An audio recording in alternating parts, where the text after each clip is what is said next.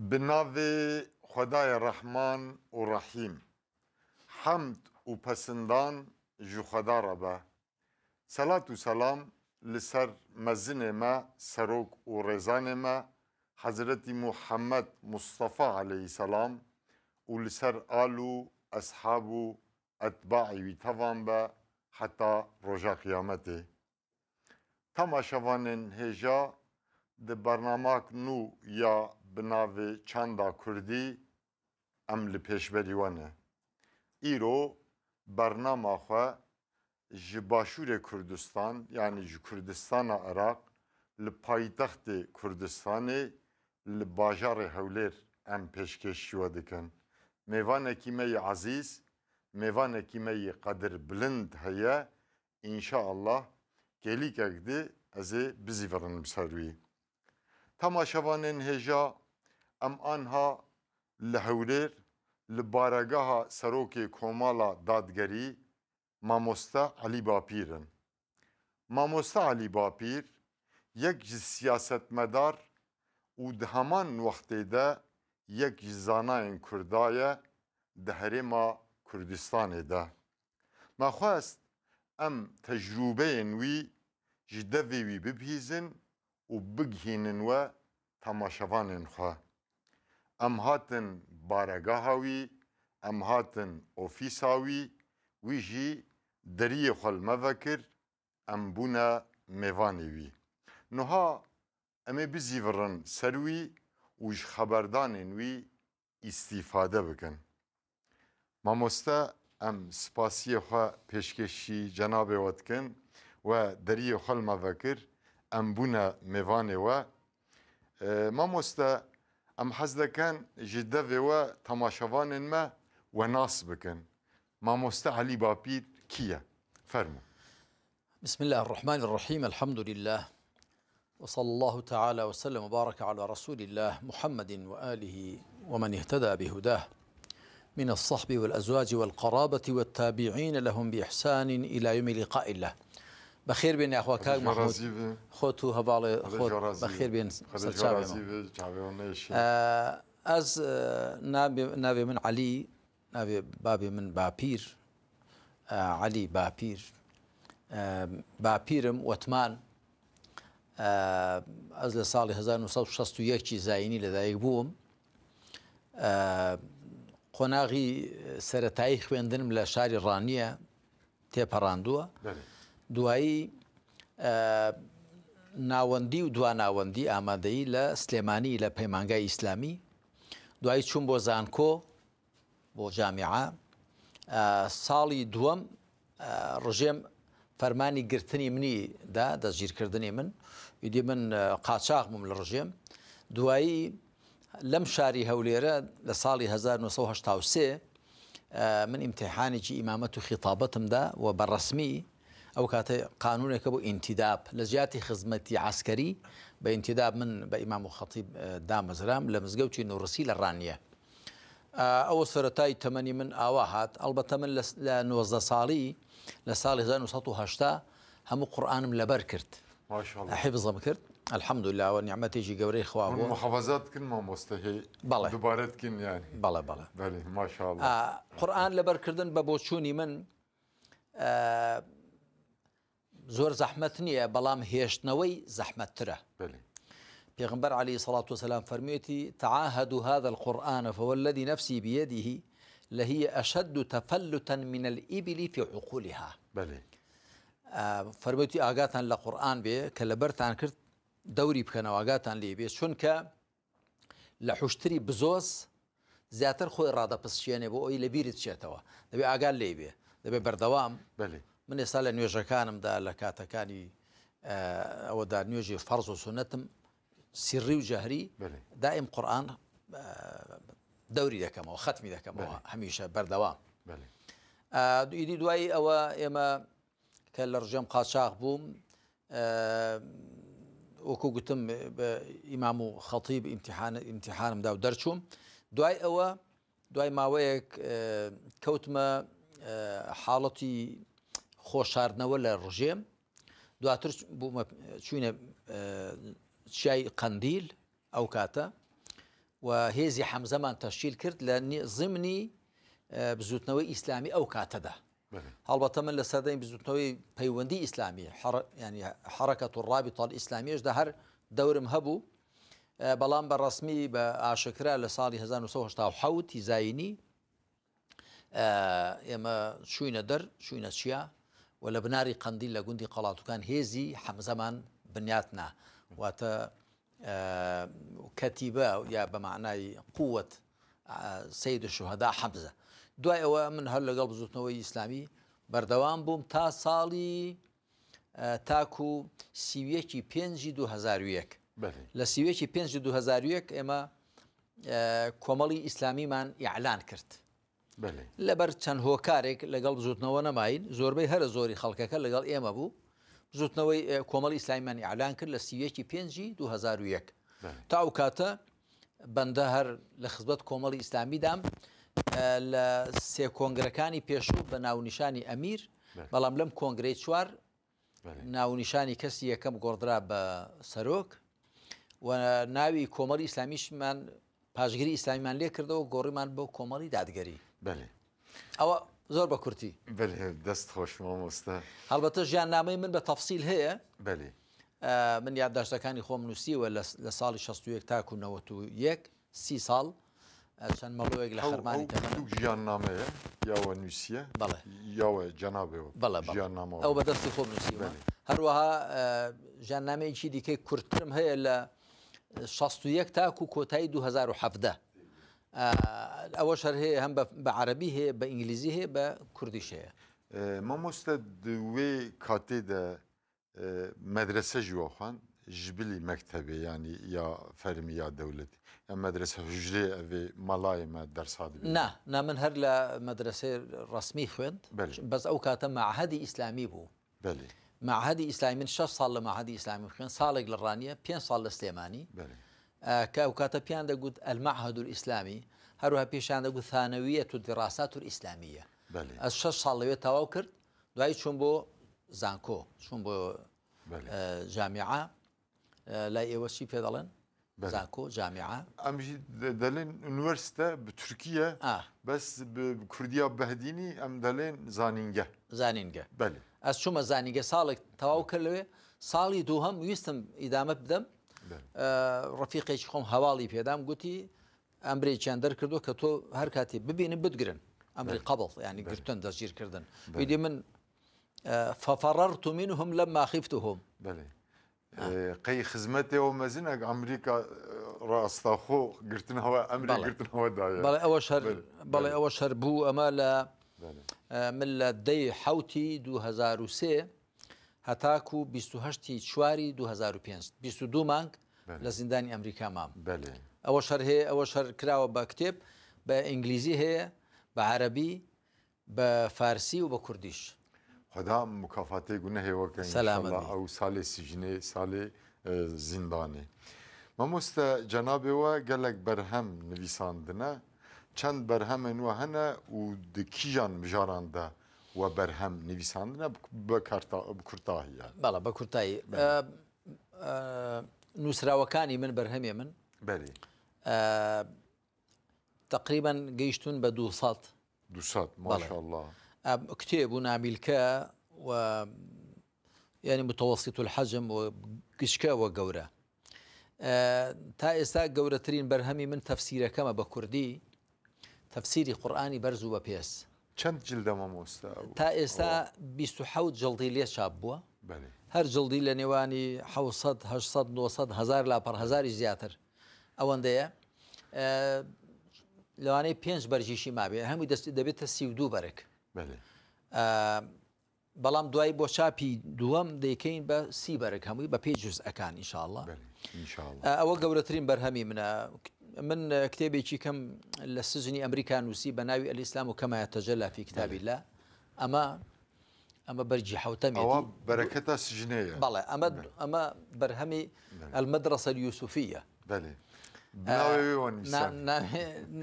وایە ئەمە الئیسلام كما يتجلى في كتاب الله. ئەمە تا ئێستا 7 بەرجیشی لێ تەرجەمەی تورکی کراوە، 4 بەرجیان چاپ بوون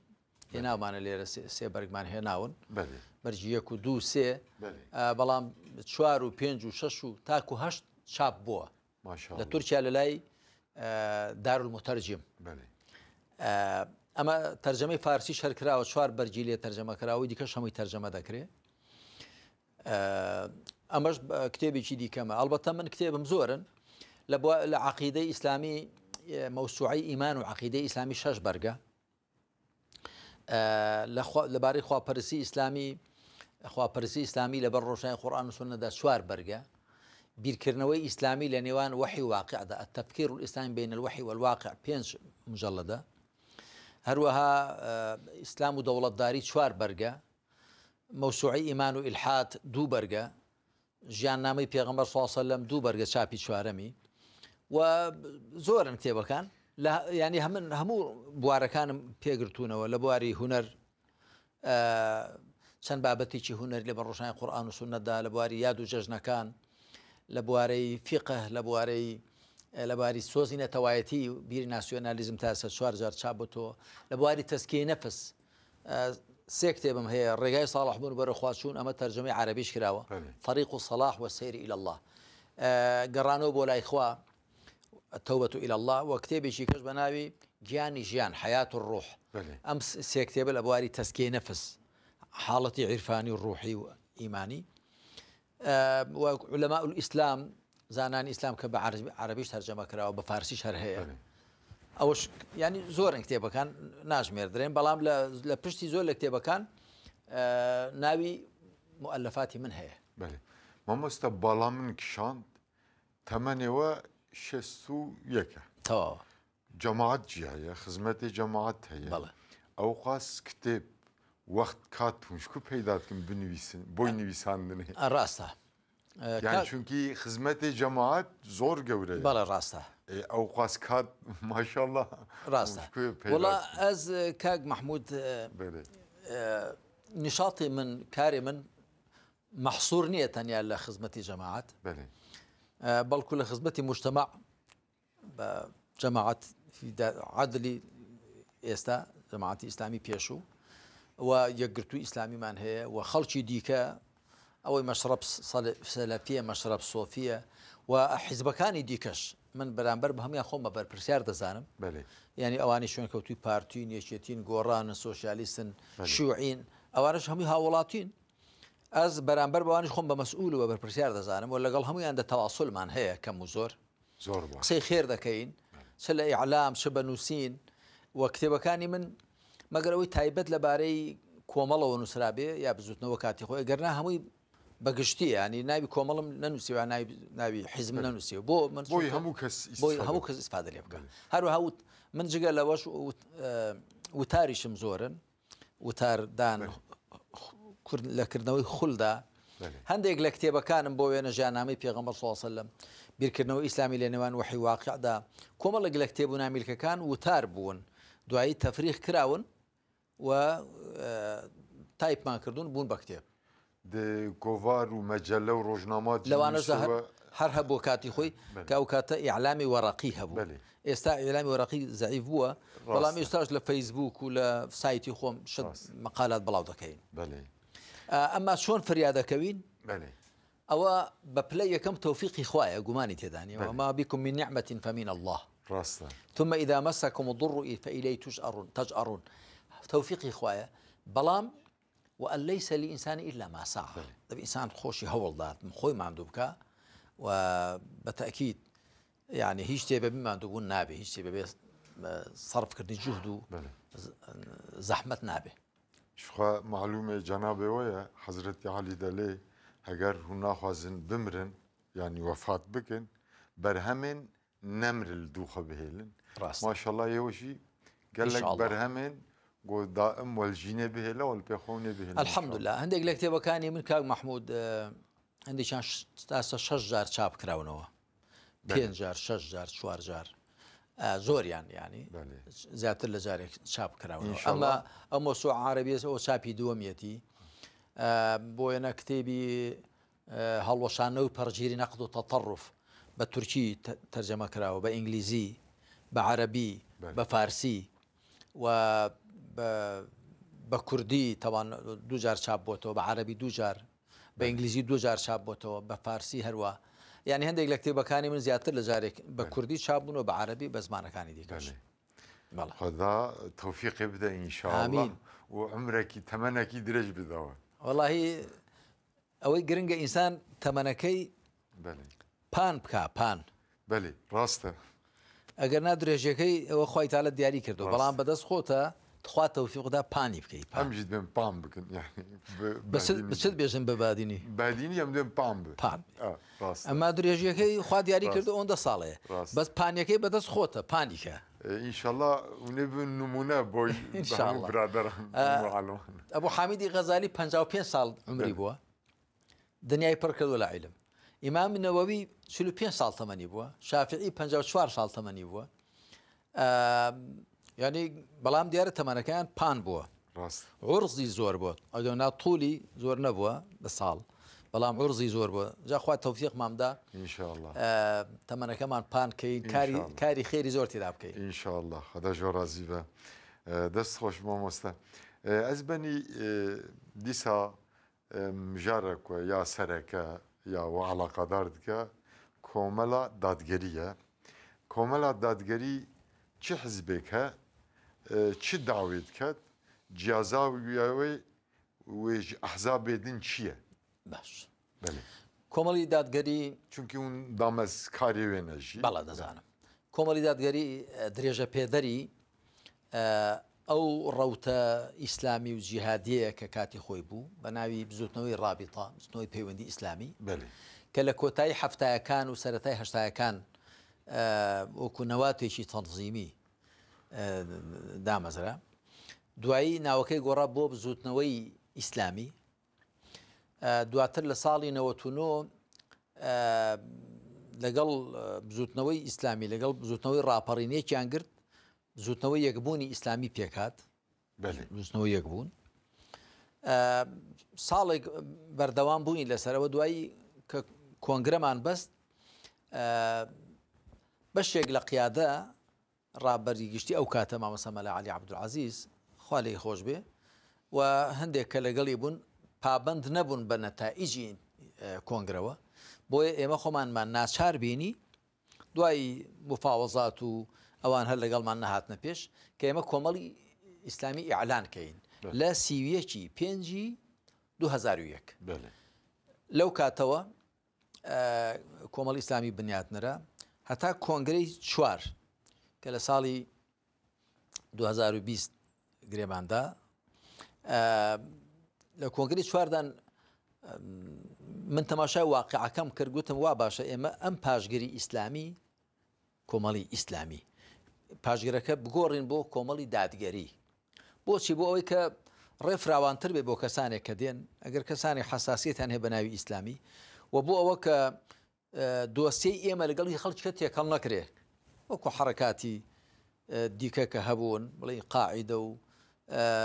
داعش و ماعش و ئەوانە تێکەڵ نەبێ و پاشان خۆمان یعنی ئێمە هەڵقوڵای ئەم واقعی هەرێمی کوردستانەین و خەڵکی دیکە ناوەکەی ئێمە ئیلتیباسی نەبێ لەگەڵ بۆ وێنە جەماعەی ئیسلامی پاکستان جەماعەی ئیسلامی میسر جەماعەی ئیسلامی فلان شوێن ئەو پاشگرەمان لێ لابرک گۆڕیمان بە دادگەری هەمووستە ببۆرە دوای گوهارتن فراواتر بوو جەماعەت ئێمە گۆر نەڕینەوە ئێمە بە نۆڕینی ئێمە وا ئەوە زەمینە سازیەکە بۆ ئەوە ئەنجاگەر ئێستا جارێ نەهاتۆتە دی دێتە دی پێمان وایە قەزیەی ئێمە بۆچی دروست بووین کۆمەڵی ئیسلامی پێشوو کۆمەڵی دادگەری ئێستا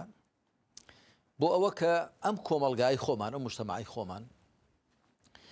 لەگەڵ ئیمان و ئیسلامدا هاوڕەنگ و هاودەنگکەینەوە جارێکی دی ئەو میلەتە ئێمە مسلمانە نەکرد لە باشووری کوردستان لە هەرێم لە باکووریشی لە ڕۆژهەڵاتیشی لە ڕۆژ ئاواشی ئەم میلەتە میلەتێکی مسلمانە 1400 ساڵ لەگەڵ ئیسلامدا تێکەڵچێش و ئاوێتەیە کاتی خۆشی هەموو حرەکاتی تەحەڕوری خەباتی ڕزگاری خوازی ئێمە هەمووی خەریجی قوتابخانەی شەرعی قیادەیان کردووە هەر لە شێخ عوبەیدەلای نەهریەوە بگرە شێخ عەبدولقادری شەمزینان شێخ سەعیدی پیران دوای قازی محەممەد دوای مامۆستا مەلا خەلیلی گۆڕەمەری دوای شێخ مەحموودی حەفید دوای عەبدولسەلام بارزانی هەنی هەموو ئەوانەی کە قیادە و ڕیادەی جوڵانەوەی ڕزگاری خوازی کوردیان کردووە یان مەلا بوون یا شێخ بوون بۆیە ماوەیەک لە ئەنجامی نەبوونی قیادەیەکی ئیسلامی ڕەشید بەتوانە فەراغێک بۆشایەک دروست بوو خەڵک ڕووی کردە فکرەی ناسیۆنالیزم سۆسیالیزم کۆمۆنیزم و پێمان وایە ئەوە زەرەری زۆری دا بۆ ناشیریکردنی سومعی کورد ئەها کورد تەماشای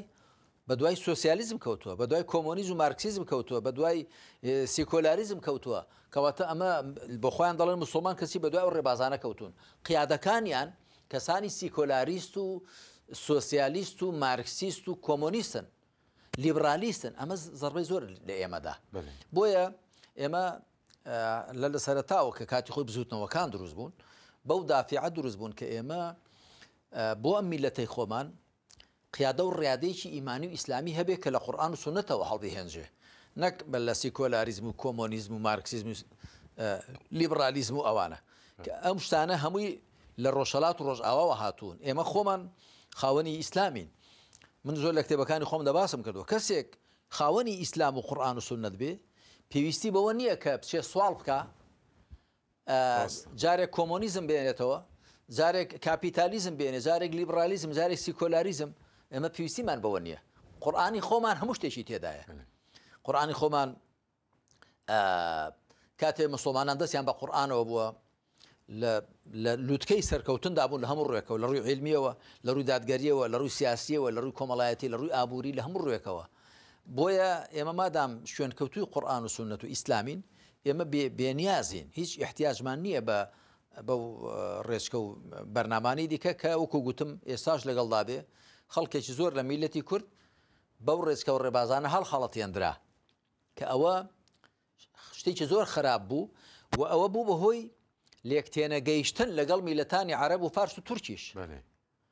ئەوانیش ئەتۆ گەر بە مەنتیقی ئیسلامی بیان دوێنی نزیکترە لێ تێبگەن ئەگەر بە مەنتیقی قورئانی و ئیمانی و ئیسلامی بیان دوێنی وانە ئاسانتر لێت تێدەگات لەگەڵ فارس لەگەڵ تورک لەگەڵ عەرەب هەتاکو بە مەنتیقی مارکسیزم لینینیزم و سۆسیالیزم و کۆمۆنیزم ماویزم و ئەو شتە ئیزمدارانی کە لە ڕۆژهەڵات و ڕۆژاوا هاتوو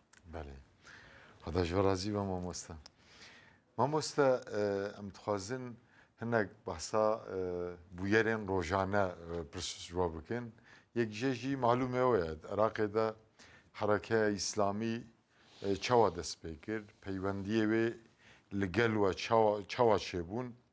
ئەمڕۆ حرەکەتا ئیسلامی ڕەوشاوێ چاوایە چ دۆخێدەیە پێشنیارێن وە دوی بابەتی دە چنە بەڵێ بەنسبەت کۆی عێراق کاک مەحموود دیارە ئێمە کوردستان لە هەرێمی کوردستان هەیە بەڵام ئێمە وجودی ئێمە تەنیا لە کوردستاندا حەسر نییە ئێمە ئەندام و خەڵکمان هەیە لە مووسڵ و لە کەرکووک و لە سامەڕا و لە بەغدا و لە شوێنانی لە هەرێما عەرەباژی هەیە بەڵێ هەو نەخاسێ کورداوێ ینی هیچ جموجۆڵێکی ئیسلامی ناگونجی هی قەومێک بێ ڕاستە ئیسلام ئین الدین عند الله الئیسلام بۆچێ بۆ تێکڕای بەشەر ینی مامۆستا ببۆرە ئێمە دزانم بەس خوازم تەماشاوان دەزانم جا ئێمە لەگەڵ هەموو پێکاتەکانی عێراقدا تەواصل و کۆنتاکتمان هەیە لەگەڵ عەرەبی سونە کاتی خۆ حیزبی ئیسلامیان هەبوو ئێستاش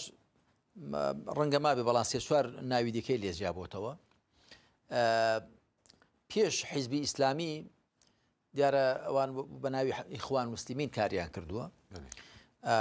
ئێستا جگە لەوان خەڵکی دیکەشی هەل لە نێو عەرەبی سونەدا لە نێو شیعەکانیشدا کۆمەڵێک حیزب هەن حیزبی داعوە هەیە تەیاری سەدری هەیە کۆمەڵێک جموجۆڵی دیکە هەن کە ئێمە لەگەڵ ئەوانیدا هەر تەواصل و علاقەمان هەر هەیە جیاواز هەیە ینی ئەوانە جیاوازن تەوان بەڵام مەبەستەوەی ئێمە لەگەڵیاندا تەواصلمان هەیە بۆچی چکەمە لە وڵاتێکداین و پێویستە تەزامن و تەکاتوف و تعاڕفمان بێکەوە هەبێ بەنسبە شیعەوە تقریبا لە عێراقدا دوا کەوتون لە سونە پێشتر حرەکەت و جموجۆڵی سیاسی و ئەویان بووە بەڵام دوایی عەرەبی سونە کە ئیخوان مسلمین بوون زیاتر جمۆژۆڵی سیاسی خۆیان ڕاگرت لە ساڵی 1970 بەێ واتە چەند ساڵ لەمە پێش 52 ساڵ لەمە پێش لە ترسی ڕژێمی بەعس زۆر زاڵم بوو زۆر خەڵکی لێ دەگرتن لێ دەکۆشتن ئەوان جموژۆڵی سیاسی خۆیان ڕاگرت بە شیعەکان هەر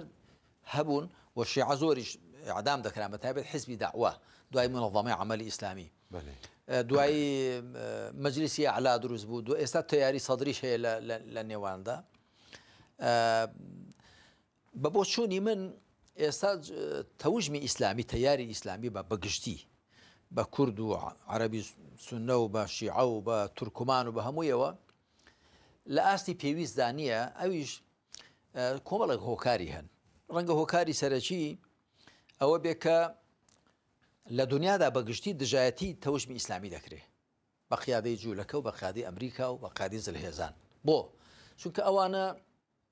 ئیسلام بە ئالتەرناتیفی خۆیان دەزانن بە ئالتەرناتیفی فیکری عەقیدەیی کولتوری سیاسی هەڤاری خۆیانی دەزانن بۆیە لە هەر شوێنێک جموجۆڵێکی ئیسلامی هەبێ هەوڵ دەدەن ئاستەنجی بۆ دروستکەن کۆسپی بۆ دروستکەن سەرکوتی بکەن هەموومان بینیمان لە میسر خەڵک ئیسلامی هەڵبژارد بەڵام دوای نیان هێشت و محەممەد مرسی لە سجندا وفاتی کرد جەزایر ساڵی 1990 لە جەزایر لە ساڵی 1992 کە جەبهەی ئینقاذ دروست بوو دوای لە باریان برد سەدی 87 دنیایدا دەنگیان هەروەها لە تورکیا لە سەدەمی نەجمەدی ئەربەکاندا ئینقلابیان بەسەرداکردن هەروەها لە غەزە لە فەڵەستین ئیسلامیەکان بردیانەوە بەڵام نیان هێش حکم بکەن لە تونس ئێستا دەبینین لە لیبیا ینی لە زۆر شوێن لە هەندێک شوێنیش کە سەر بە شەرق و غەربن لە هەندێک لە وڵاتانی کەنداو ڕێگە نادەن جموجۆڵی ئیسلامی هەر هەبێ ینی دەموکراسیەوەنج ڕێگە نادە دەموکراسیەوەنج ڕێگە نادە دموکراسی غەرب کاتی خۆی کە جەبهەی ئینقاذ لە جەزائیر بردیانەوە لە ئینتیخابات من لە یادمە مەسئولێکی گەورەی فەڕەنسی گوتبووی دیموکراسی لە جەزائیر لە معاناتدایە دەبێ بچین دەربازی کەین چونکە دەستی ئیسلام لە قۆڵی دیموکراسی دێتە دەرێ ئەمە قۆڵە قۆڵ دەستی ئیسلام بۆیە دەبێ بچین دیموکراسی نەجات دەین ئیسلام لێ نیەتە دەر یعنی ئەوانە دیموکراسیان بە مەرجێک دەوێ توخنی ئیسلام نەکەوێ ئەوە زۆڵمێکی گەورەیە دەیکەن و لەگەڵ دروژمەکانی خۆشاندا پێشەوانە دەبێتەوە کە ئەوان دەڵێن میلەتان مافی چارەنووسیان هەیە و خەڵک ئازادی بیر و ڕادەربڕینی هەیە ڕاست ناکەن ئەوە هەمووی مەشروتە بەوە کە لەگەڵ بەرژەوەندی ئەوەندا تێک نەگیرێ ئەجا ئەوە هۆکاری سەرەکی هۆکارێکی دیکەش بریتە لە کرچ و کاڵی مسلمانان باش حاڵی نەبوونیان و چاک برایەتی پێکەوە نەکردنیان من لە کتێبێکی مەوسوعەیەکی کەم هەیە بە ناوی بەرەو باشتر تێگەیشتن و پێگەیشتن بەرەو باشتر تێگەیشتن و پێگەیشتن یان نەحوە فەهمین ئەسوەب ونضج ئەکتەر ئەوە بە عەرەبی ئەوە دێتۆ معناکەی 12 کتێبە جا لە کتێبی 12دا باسم کردووە کە مسلمانان لە کتێبی 11دا کە بنەماکانی پێکەوەبوونی مسلمانان چین ڕاستیەکەی دەبێت ئێمە چاو بە خۆماندا بجێرنەوە جارێکی دیکە کە لە قورئان و سونەت و لە وحی خواوە هەڵبهێنجین نەک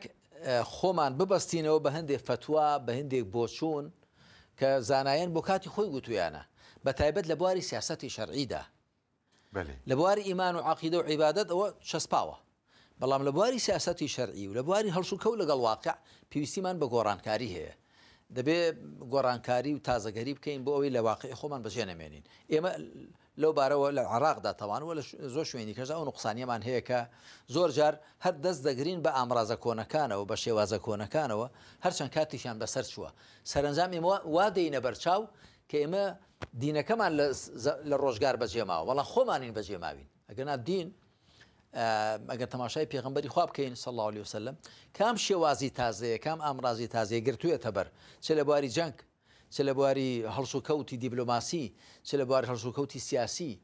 و خەلیفە ڕاشیدەکان ئەو بەکر و عومەر و عوثمان و عەلی خوا لیان ڕازی بێ یعنی کە لە پووری فارس و ڕۆم ئیسیفادەیان کرد لە یۆنان و لە هین ئیسیفادەیان کرد دەوڵەتی ئیسلامیان پێفراوان کرد ئیسلام دەستی ئێمەی نەگرتووە کە لە ڕووی دنیاداریەوە لە ڕووی بەڕێوەبردننی کۆمەلگاوە تازەگەری بکەین بەڵام مسلمانان زۆرجار خۆیان بەجێ دەمێنن و خۆیان گیر دەدەن خۆیان قەتیز دەکەن لە نێو هێندێک شێواز و ئامرازی کۆندا. هەدا ژۆرازی بە مامۆستا مامۆستا دیسا ئەسخوازم vê pirs bikim di alema İslamê de cemaet û hizb û bi zûtnaweyên İslamî ji layê serkeftin û wez'awan wê çawa be çawaya wez'awan nerînan we çi ye bo baştir bibin pêwîst bi çi heye pêwîst bi çi bikin heye. ئەس فام دکەم پێویست بەوە هەیە پێش هەموو شتێک عقلی خۆمان ئازادترکەین عقلی خۆمان ئازادکەین لە مێژوو عقلی خۆمان ئازادکەین لە تێگەیشتنی پێشتر بۆ دین لەو بوارانەدا کە دەگۆڕێن. کاک مەحموود ئیسلام دەبێت تۆ بە دوو بەش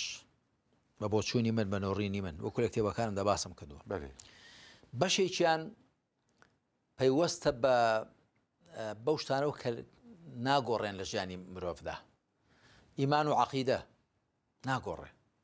خوا چۆنە سوبحانە وتەعالە ناوەکانی خوا پەرستنی خوا پەروەردگارێتی خوا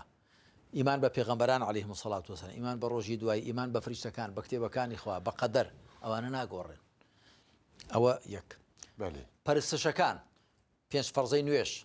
ڕۆژی مانگی ڕەمەزان زەکات حەج عومرە دوعا قوربانی سەربڕین ئەوانە ناگۆڕێن. هەروەها باری کەسێتی ئەحواڵ شەخسی ژنومێر پێکەوە هاوسەرگیری دەکەن منداڵ حەقی باب و دایک لەسەر منداڵ لەسەر باب و دایک دراوسێ لەسەر دراوسێ خزم لەسەر خزم ئەوە باری کەسێتی مەسەلەی میرات ئەوانە ناگۆڕێن. بۆ ناگۆڕێن؟ هەروەها ڕەوشتەکان ڕاستگۆیی هەر چاکە درۆکردن هەر خراپە حەڵاڵخۆری باشە حرامخۆری خراپە ئەمانەت باشە خیانەت خراپە ینی ڕەوشتە جوانەکان هەروەک خۆیانن ڕەوشتە خراپەکان هەر خراپن. ئەم مەجالانە پێیان دەگوترێت بواری تەوابیت ئەوانە کە ناگۆڕێن. ئەو بوارانە کە ناگۆڕێن شەریعەت چۆتە نێو تەفاسیل یعنی گەرە من نمونەیەکت بۆ بێنمەوە دەستنوێژ دەستنوێژ شتێکی بچووکە لە دیندا ینی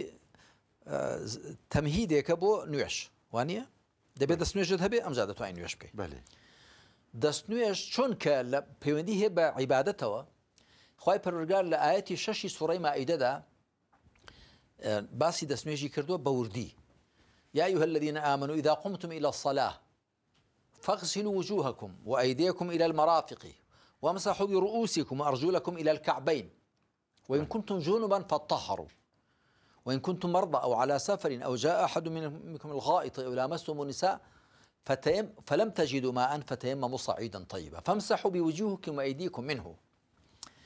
أما خوای پەروەردگار لە یەک ئاەتدا حکمەکانی دەستنوێژ و تەیەموم و غوسڵ و هەمووی بەیان کردووە. ئەمە ناگۆڕێ بۆ چونکە پەیوەندی هەیە بە ڕوحی ئینسانەوە پەیوەندی هەیە بە مامەڵە لە خزمەت خوادا ئەو گۆڕانی بەسەردا نایە. شەریعەت چۆتە نێو وردەکاریەکان هەروەها مەسەلەی مەناسیکی حەج و عومرە نوێژ هەموو ڕەکانی نوێژ ڕۆژ و گرتن ئەوانە ناگۆڕێن و هەروەها ئەخلاقیات ناگۆڕن بۆیە شەریعەت چۆتە نێو وردەکاریەکان. بەڵام ئەوەی دەگۆڕێ متغەیراتە گۆڕاوەکان بواری حکم و سیاست بواری ئابووری ژیان و گوزەران بواری جەنگ و ئاشتی ژیان و گوزەران یعنی گوزەران و اقتصاد کەسابەت ئەوانە ئەمانە گۆڕانیان زۆر بەسەردادێ. شەریعەت لەو بوارانەدا نەچۆتە نێو وردەکاریەکان چی کردووە؟ کۆمەڵێک یاسای داناون حکمی شەرعی چوارچێوەیەک پێک دێنن ئیطارێک چوارچێوەیەک بەڵام فەراغ و بۆشایی زۆری تێدا بەجێ هێشتون بۆ عەقلی بەشەر بۆ تەتەوری زەمان. ئەگەر تەماشا بکەین ئیسلام دەڵێ دەوڵەت چۆن تەشکیل دەکرێ ئایا کوا لەکوێدا لە چه ئاەتێکدا لە چه حەدیثێکدا باسی تەشکیل دانی دەوڵەت دەکا نییە. بۆ شەریعەت بۆیە نەچۆتە نێو وردەکاریەکان تاکو دەستی ئەمە نەبەستێ. بەڵام هێندێ بنەمای داناون و ئەمرهم شوورا بەینەهم دەی بەڕاوێژ بێ هەر حکمڕانیەک بناغەکەی ڕاوێژ نەبێ مەرفوزە ڕەوایەتی نییە شەرعیەتی نییە. یەک دوو پێویستە فەرمانبەری خوا و پێغەمبەری خوا بکرێت یا أيها الذين آمنوا أطيعوا الله وأطيعوا الرسول وأولي الأمر منكم أما أصلك هروها شسباندني عدل وأمرت ليعدل بينكم إن الله يأمر بالعدل دبي داد قريب شسبه هروها خير بير هي هم لايك والأرض وضعها للأنام خلق لكم ما في الأرض جميعا كواتكسبوني قورخ كاري بناوي بن ماله حكم ميراتي حكم ابن مالي حكم عسكرتاري بل أو عرض بالعباد بلاده مهمنا وكم عمر قذافي دا يقول نحن أحق بليبيا يعني ليبيا هي إيمي مزرعية ودا يقول من أنتم يقول شين أنتم جرذان جرذان يعني مشك جرذان مشك بلي إسلام ضلي عرض وبرز هي همو خلقه بلي كس لكس زياتر ما في بيوانيا أمانة شان أصله يكن بو مثال ضلي شان بنما يكن بو حكم راني بلام حكم راني كات شون تشكيل به أو كذا بيتا كسي كم بيبلين بريزيدنت سرو كومار يا بيبلين سلطان يا بيبلين بوينا سروك قرال شي إسلام ديارينا كردوا هربويا پیغمبر عليه الصلاة والسلام محمد رسول الله أبو بكر شان بيقول يا خليفة رسول الله خليفة پیغمبر صلى الله عليه وسلم عمر بيقول يا خليفة رسول الله قلت يا دواي دريج دبيته بو دواي من دبي بلن يا خليفة رسول الله دريج دبيته ناوي شيكا قلت أنت شو بباشا إيش قلتي نحن مؤمنون وأنت أميرنا أمير المؤمنين كماش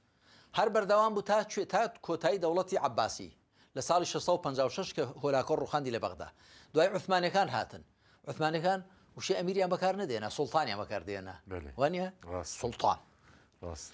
لا كاتي خوي للرشالات آسيا دولتي ديكي إسلامي بون ناوي شي ديكي هبوه لشويني شي كان ناوي شي ديكي هبوه بويا إسلام تماشاي نيو الروك دكا تماشاي ناو نشان ناكا إما إسلام بو أوشتاني كنا قورين شو تني وردكاريا كان علماء ضلين تفصيل في الثوابت بلي أو أنا كنا قورين إسلام شو تنيو وردكاريا كان بلام إجمال في المتغيرات أو أنا كذا قورين إسلام بكرتي باسي كردون بو الرجال نقري لتطوري بشر لتطوري جان أتاجر خلق في وسي كرد أو قالب بقور بقالب جديك أو ناو بقور بناوي جديك هيج دقيقة شرعي دسينا قرتوا بلي هذا جرازي وممستا أمن أوي بلامو قرنج دواي أماني أخافني ما دبيستن فهم كان أنا إن شاء الله فهمت كان سورانيا وجي سهلة ما شاء الله. إيه باشا. أسبقتي دقيقة. أز كلمة هاول دم يعني بعدين تبخم. بس كم. خوش ما مست سورانيا. إن شاء الله تماشاوان جويت بكين. ما مست روجاوا عراق دولة تاوي جرمة. بله. از هگر دستور هست باید خوازم در حق سیاست عراق روجاوا ده پرسش ما مست بکم معلومه ویا نزدیکی 10 مانگ سر البجارتنا عراق را در باس بوده بس تا استا حکومت تشکیل نبوده حتی استاجی درباره سیاست عراق ده هنگارین چی بیجن سیاست عراقی بر بکوتشه وضع العراق زور آلوز بو استا بتایبەت دوای ئەوەی کە مقتەدا سەدر ئەو خۆ پێشاندانانی کرد و پەرلەمانی داگیر کرد مەجلیس نواب زیاتر وەزەکە ئالۆز بوو دوێنێ ئوستاز هادی عامیری لای من بوو ڕئیسی منەظەمەی بەدر و بە نوێنەرایەتی ئیطاری تەنسیقی هاتبوو ئێستا ئیطاری تەنسیقی هەیە زۆربەی هێزەکانی تێدان و تەیاری سەدریش هەیە ئێمەش هەین لێرە لە ئیقلیم لە هەرێم وەزعەکە زۆر ئالۆزکاوە ئێستا دوێنێ هادی عامیری هاتبوو گوتی من بۆیە هاتووم کاک مەسعود و کاک مەسرور ئەوانیشی بینی بوو وتیوە جەنابیشت دەبینم ماسە سەڵاحیش بەتەمان ببینم دوایی دەچم ئەوانی سلێمانیش دەبینم بۆیە هاتبوو کە وەکو تەمهیدێک کە حیوارێک و توێژێکی نیشتیمانی بکرێ دیالۆگێکی گشتی بکرێ تا بزانین چۆن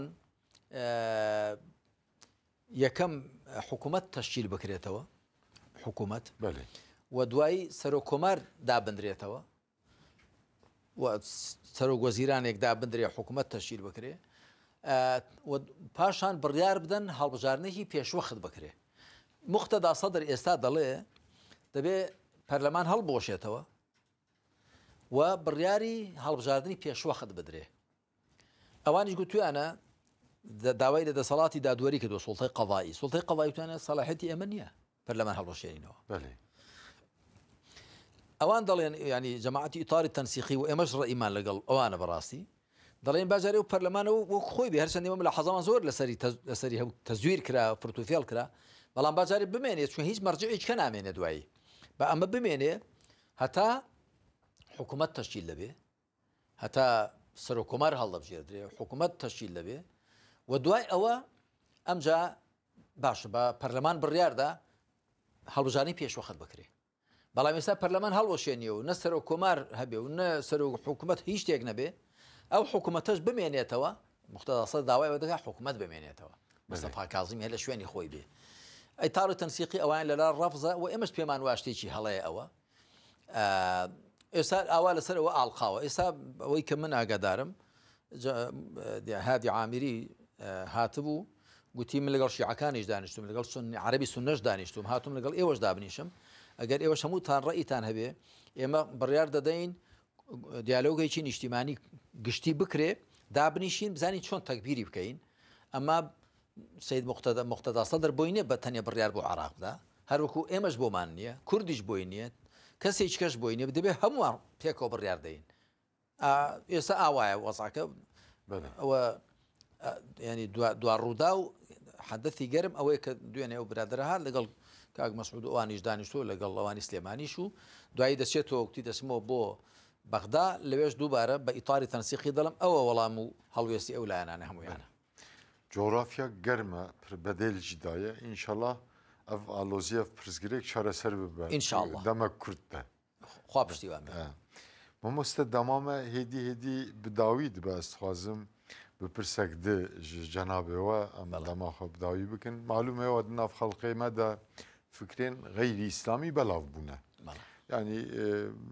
کێلیکێک بەرێک وە ژمارد ئەو ئیزم یعنی سۆسیالیزم و کۆمونیزم و سەکولاریزم و گەلێک فکری غەیری ئیسلامی پێشتر مارکسیزم و ماویزم و کۆمۆنیزم و بەڵێ و پچێکیژی ژیانە ئیسلامیژی زایف بووە دناوا خەڵقی دەش خۆ جەنابێوەژی ئانی زمان لاواز بووە ئەف ژیانە ئیسلامی بنەزەرێن وە سەبەبێ vەیە چییە و ئیلاجاوێ چییە چارەسەریاوێ چییە خەڵقی کوردڕە پێشنیاریەوە یە داویشتە نەخاسم گەنجارە جوانانڕە بەسەر چاو خەدەجۆڕازیوە کاک مەحموود دوایەوە کە موسڵمانان لە تێگەیشتنی ڕاست و دروست لە ئیسلام ئیسلامی کە لە قورئان و سونەتدا بەرجەستێت چونکە ئیسلامی ینی قورئان و سونەت بەێ غەیری قورئان و سونەت ئەوی دیکە هەمووی تێگەیشتنە لە ئیسلام هیچی خودی ئیسلام نییە خودی ئیسلام قورئان و سونەتە ینی کانیا و چاافکانی ئەوە تەواو مسلمانان کە لە تێگەیشتنی وحی تێگەیشتنی قورئان و سونەت دوور کەوتونەوە غەیری ئیسلام هاتۆتە نێو مێشک و دڵی مسلمانانەوە چۆ ئەو لە ڕۆژهەڵاتەوە هاتبێ چ لە ڕۆژئاواوە هاتبێ چ لە نێوخۆ سەری هەڵدابێ ئەو فیکرانە لە ئەنجامی لە ماڵ نەبوونی مسلمانان زەفەریان پێبردوون کوردەواری خۆمان دەڵێن ئەگەر پشیلە لە ماڵ نەبوو مشک تلیلیانە نازانم ئەو پەندە ئێوە بەکاری دێنن دەڵێن ئێمە کوردە بەهدینی پسیک نەلماڵ بە مشک عەبدوڕحمانە ئێمە لە ئەنجامیەوەدا کە مسلمانان ئەوانەی کە شارەزای ئیسلامن مامۆستایان شارەزایان باش شارەزا نەبوون بەگشتی قسە دەکەم من یعنی چەند مامۆستا سەعیدی نوورسیمان هەبوو یەک وانە ڕاستە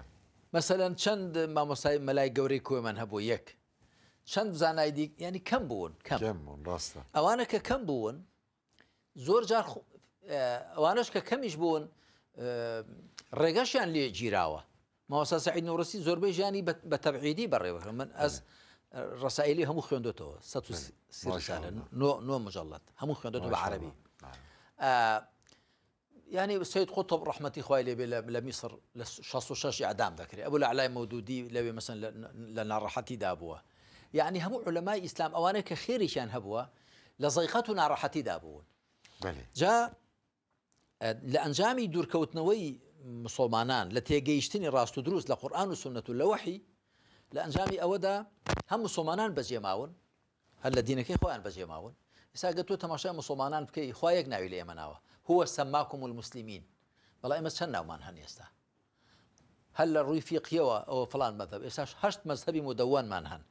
مشکلە نیە مەذاهب بەڵام تعەسوب بۆ مەذاهب مشکلەیە دەمارگیری داخراوی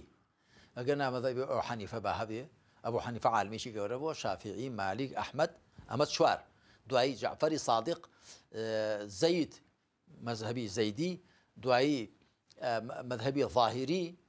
ابن حەزم و ئەوان و پاشان مذهبی ئیباضی ئێستا 8 مەذهبی مدەوەن هەن بەڵام مسلمانە بە زیاتر دەڵێن چوار ئەگەنا 8 مەذهبی مدەوەن هەن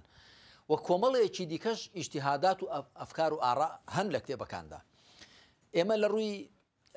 مثلا لە ڕووی طروقی تەسەوفەوە طریقەی شێخ عەبدولقادری گەیلانی هەیە طریقەی بەهاءالدین نەقشەبەند هەیە طریقەی کوبڕەوی چەشتی سوهرەوەردی زۆر طریقەت هەن باشە ئەمانە هەمووی لە قورئان و سونەتەوە هاتوون نابێ دەمارگیر و متعەسب بین بۆ طریقەتێکی دیاریکراو بۆ مەذهبێکی دیاریکراو بۆ ئیجتیهادێکی دیاریکراو دەبێ بڵێن حەق هەمووی لە ئیسلامدا حەسرە لە قورئان و سونەتدا مەبەستمەوەی ئێستا تەمان باشترین شتێک کە مسلمانان پێی هەڵسن بە بۆچوونی من ئەوەی کە جارێکی دیکە لە قورئان و سونەت تێبگەنەوە وەکو من لەو مەوسوعەی بەرەو باشتر تێگەیشتن و پێگەیشتن بە تەفسیل باسم کردووە لە کتێبی یەکەمدا واقعی دژواری ئومەت هۆکار و چارەسەر واقعی دژواری ئومەت یعنی واقع الأمة الصعب المشكل والعلاج لەوێدا باسم کردووە کە ئێمە ئومەتی ئیسلام بۆ وای لێ هاتووە هۆکارەکانی چن هۆکاری فکری هەیە هۆکاری علمی هەیە هۆکاری ڕەوشتی هەیە هۆکاری سیاسی هەیە هۆکاری ئابووری هەیە هۆکاری مێژووی هەیە ئەمجا چارەسەر چییە دەبێت چارەسەرەکان بێنین و ئەم ئومەتە دەبێت جارێکی دیکە هەڵسێتەوە هەڵیستێنینەوە خوا پشتیوان بێ بەچی بەوەی جارێکی دیکە بە ڕاست و دروستی لە ئیسلام تێبگەین پێغەمبەر عەلەیهی الصەلاة والسلام کە دەفەرمێ إن الله يبعث لهذه الأمة على رأس كل 100 سنة من يجدد لها أمرها رواه أبو داود وغيره يعني چی يعني دین وەک خۆی هەر وەک خۆیەتی تێگەیشتن لەبارەی دینەوە دەبێت تازە بکرێتەوە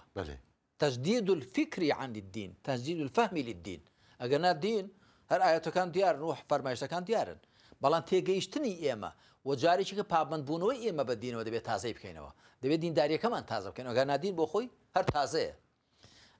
ئەوە یەک هۆکاری دومیژەوە کە مسلمانان زیاتر بیر بکەنەوە لە وحدەت و یەکڕیزی لێ نەگەڕێین تورک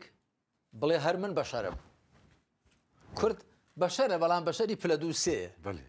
فارس لەولا بڵێ من هەر من مرۆڤم بەڵام کورد مرۆڤە بەڵام دووسەیە یا مەسەن عەرەبیش وا بڵێ یا ئینگلیز و ئەمریکا و غەرب و نا يا أيها الناس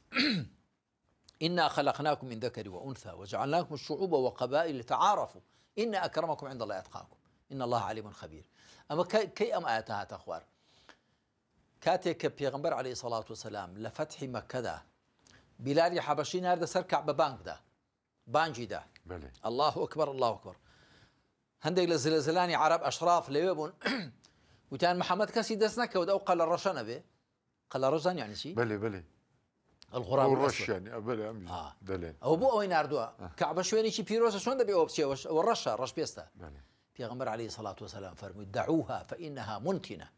فريدا أو بوغانا أو فكري إيوه أمزا أخوة فرمي يا أيها الناس أي خلشينا إيوه ما لنيرومي رداكو بابيك درس كردوا دوای جێڕامان بەچەند گەل و تێتاک و پێک ئاشنابن ئەوەتان لە لای خوا ڕێزی زیاترە بە تەقواترە نەک تورکترە عەرەبترە فارسرە کورتترە یا مەسەلەن شیعەترە سونیترە یان چیترە نا چێ بە تەقواترە ئەوە لە لای خوا ئەسبابی نزولایی پڕ باڵکێش هەموو بەڵێ ڕاستە گەلێک باڵکێش ڕاستە جا ئێمە دەبێ جاریشکە کار بکەین بۆ ئەوە کە بگەڕێنەوە بۆ ئەو ناو نیشانە گشتیە هو سەماکم المسلمین خوا ناوی لە ئێمە ناوە مسلمان ناوی مسلمانەتی هەمومان دەگرێتەوە بەڵام کە گوتت فڵان قەوم هەر ئەو قەومە دەگرێتەوە تورک هەر تورک دەگرێتەوە عەرەب هەر عەرەب تورک فارس هەر فارس کورد هەر کورد کە گوتت شیعە هەر شیعە دەگرێتەوە فڵان مەذهب فڵان طەریقەت هەر ئەوە دەگرێتەوە بەڵام مسلمین هەمومان دەگرێتەوە دەبێت جاریشکە بگەڕێنە ژێر ئەو چەترە فراوانە